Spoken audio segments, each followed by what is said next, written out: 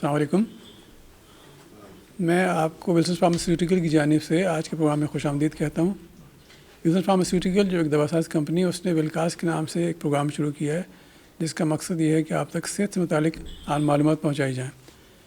آج کا ہمارا موضوع میٹابولک سنڈروم اور اس سے ریلیٹڈ دوسری کمپلیکیشنز ہیں جس میں ہائی بلڈ پریشر شامل ہے. تو اس ڈسکشن کو شروع کرنے کے لیے اور اہم معلومات حاصل کرنے کے لیے آج ہمارے ساتھ موجود ہیں ڈاکٹر خراج متانی، جو ایسوسیٹ پروفیسر ہیں NICVD سکھر میں. السلام علیکم ڈاکٹر صاحب. وعلیکم السلام. ڈاکٹر صاحب، پہلے تو یہ بتائیے کہ یہ میٹابولک سنڈروم کیا ہے، اس کی وجہ کیا ہوتی ہے اور اس کی کمپلیکیشنز کیا ہو سکتی ہیں؟ بہت ہی اہم سوال پوچھا آپ نے. سب سے پہلے تو ولسن فارما کا شکریہ جس نے پبلک کی اویئرنیس کے لیے یہ سیشن شروع کیے ہیں. تو metabolic syndrome basically it is a cluster, means کہ ایک گچھا ہے 5 بیماریوں کا. ان میں سے اگر 3 ہیں تو پھر آپ کو یہ لیبل کر لیں گے کہ آپ کو یہ میٹابولک سنڈروم ڈیزیز ہے. اس میں 5 جو میڈیکل کنڈیشنز ہیں اس میں ہے اوبیسٹی. اگر کسی بھی مرد کی ویسٹ جو ہے 40 انچ سے زیادہ ہے یا عورت کی 35 انچ سے زیادہ ہے. اور دوسرا اس میں ایلیمنٹ آتا ہے بلڈ پریشر. اگر آپ کا بلڈ پریشر 130 اوپر والا اور 85 نیچے والا یا اس سے زیادہ ہے. تیسرا آتا ہے اس میں ٹرائیگلیسرائڈ، کولیسٹرول کی ایک قسم ہے بیڈ کولیسٹرول کی، وہ اگر 150 یا اس سے زیادہ ہے.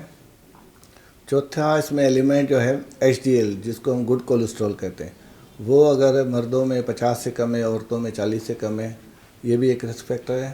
اور پانچواں جو ہے اس میں ایک رسک فیکٹر ہے شوگر کا. اگر آپ کی فاسٹنگ شوگر 100 یا اس سے زیادہ آتی ہے تو یہ 5 ایلیمنٹ مل کے ایک سنڈروم بناتے ہیں جس کو میٹابولک سنڈروم کہتے ہیں. جس پیشنٹ میں 3 ہوں گی تو اس کو یہ لیبل ہو جائے گا کہ اس کو یہ میٹابولک سنڈروم ہے، اور جتنی یہ بیماریاں زیادہ ہوں گی اتنی اس کی کمپلیکیشنز بھی زیادہ ہوں گی. کمپلیکیشن کیا ہو سکتی ہے اس سے؟ کمپلیکیشن دیکھیں، یہ بیماریوں کی جڑ ہیں ساری جو بیماریاں نا.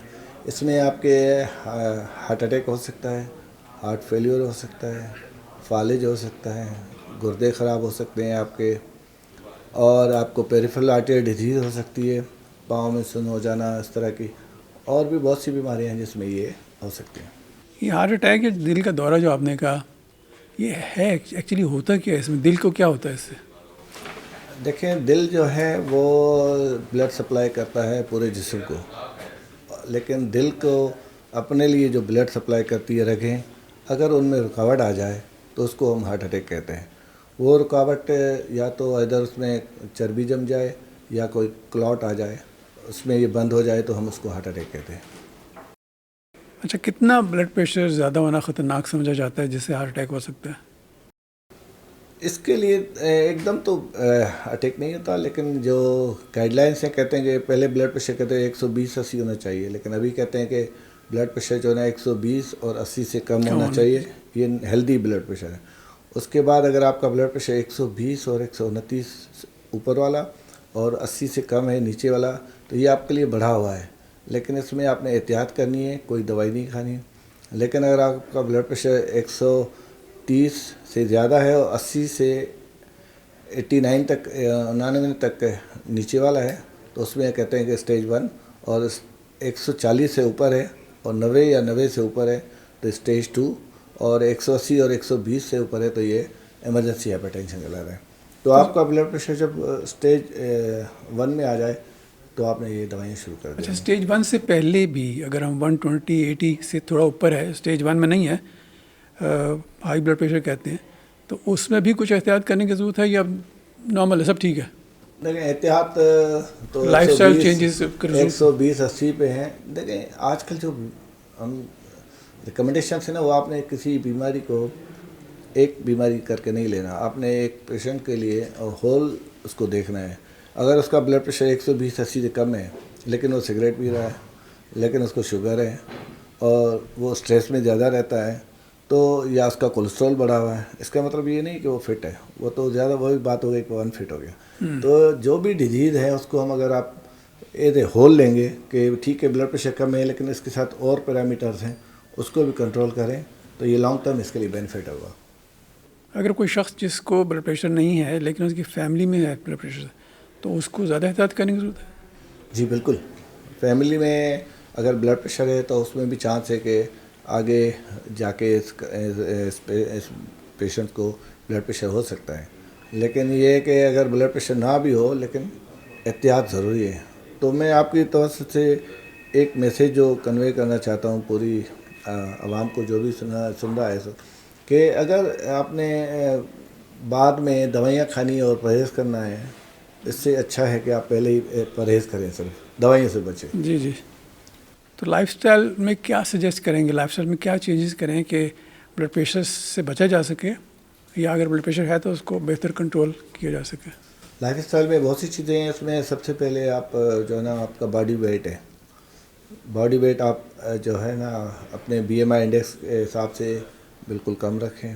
اس کے بعد آپ کا لپڈ ہے, اگر کولیسٹرول وغیرہ آپ بڑھا ہوا ہے یا آپ ایسی چیزیں کھاتے ہیں تو اس سے اوائڈ کریں.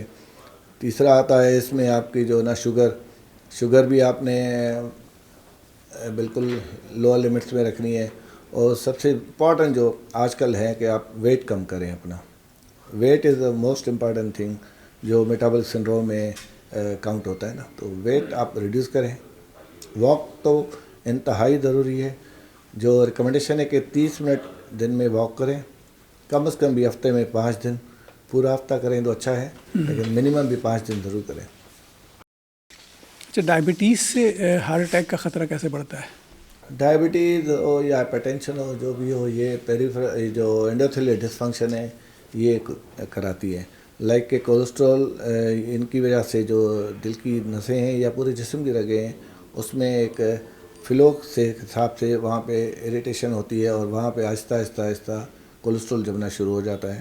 پہلے تو بہت کم ہوتا ہے لیکن آہستہ آہستہ یہ بڑھتا جاتا ہے. جیسے ایج بڑھتی ہے, بے احتیاطی بڑھتی ہے تو کولیسٹرول اس میں جم جاتا ہے اور جب وہ وہاں سے نکل کے کسی جگہ کو بلاک کر دیتا ہے تو ہارٹ اٹیک ہو جاتا ہے. کوئی ٹیسٹ ایسا موجود ہے کروایا جا سکتا ہے جیسے معلوم ہو کہ اس کی خون کی نالیوں میں رکاوٹ پیدا ہونی شروع ہو گئی ہے؟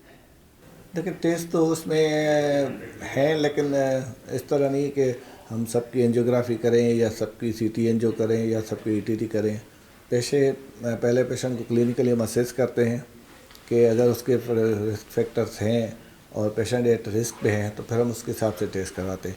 اس میں ہم ای ٹی ٹی بھی کرواتے ہیں, ایکو بھی کرواتے ہیں, اور تھیلیم اسکین ہے, ڈوبیٹامائن اسٹریس ایکو ہے, اور آخر میں سی ٹی اینجیو اور اینجیوگرافی ہے جاتی ہے.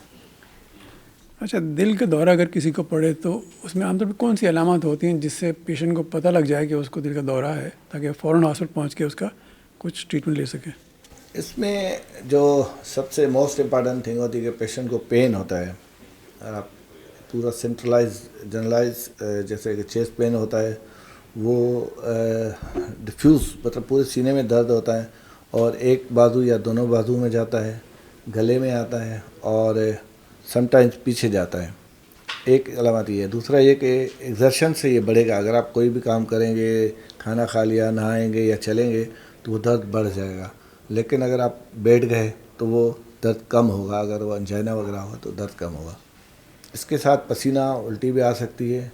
اور جو موسٹ امپارٹنٹ ہے کہ جو بڑی عمر کے آدمی ہیں جن کو ڈائبٹک, ایک تو بڑی عمر کے لوگ, دوسرا جن کو ڈائبٹیز ہے بہت عرصے سے, اور تیسرا جن کو کارڈک ٹرانسپلانٹ ہوا ہے. ان کو ہو سکتا ہے کہ وہ علامت نہ ہوں جو ایک عام آدمی کو ہوتی ہے. انہیں پین نہیں ہو, چیسٹ پین نہیں ہو. ہاں, ضروری نہیں کہ اس میں پین ہو. اس میں ان کو پسینہ آ سکتا ہے, ٹھنڈے ہو سکتے ہیں, ڈائفرسس ہو سکتی ہے, بی پی ڈراپ ہو سکتا ہے, دھڑکن کم یا زیادہ ہو سکتی ہے. یہ علامات بھی ان لوگوں میں اٹیک کی طرف لے جاتی ہے. سانس پھول سکتا ہے ان کا. بہت شکریہ ڈاکٹر صاحب. ناظرین, ڈاکٹر صاحب نے ہمیں بہت اہم معلومات پہنچائی ہیں جو ہم جس پہ عمل کر کے ہم ایک صحت مند زندگی گزار سکتے ہیں اور ہارٹ اٹیک کے کسی بھی ہارٹ اٹیک سے بچنے کی کوشش کر سکتے ہیں. اور اگر بلڈ پریشر ہے تو ہمیں معلوم ہونا چاہیے کہ ہم اپنے طرز زندگی میں کیا تبدیلی لے کے آ سکتے ہیں جس سے ہمارا بلڈ پریشر دوائیوں کے ساتھ ساتھ طرز زندگی میں چینج کرنے سے بھی کنٹرول رہ سکے. اجازت چاہتے ہیں. شکریہ. السلام علیکم.